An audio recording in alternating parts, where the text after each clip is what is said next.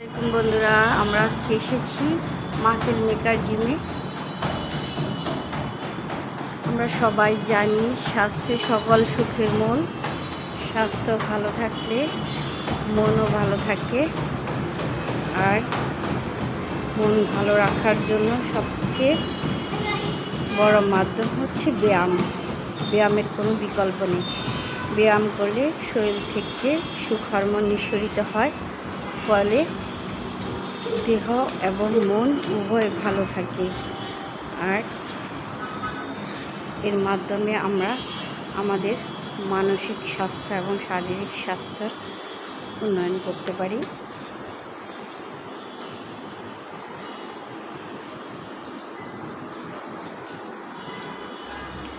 আশা করি আপনারা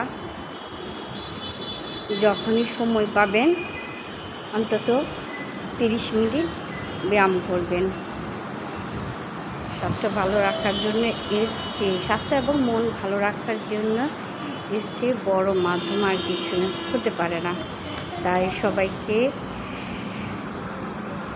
সুন্দর মন ও সুন্দর স্বাস্থ্য গঠনের জন্য অবশ্যই ব্যায়াম করার জন্য বলবো। সবাই ব্যায়াম করবেন, ভালো থাকবেন। আজ এই পর্যন্তই। আসসালামু আলাইকুম। সবাই ভালো থাকবেন।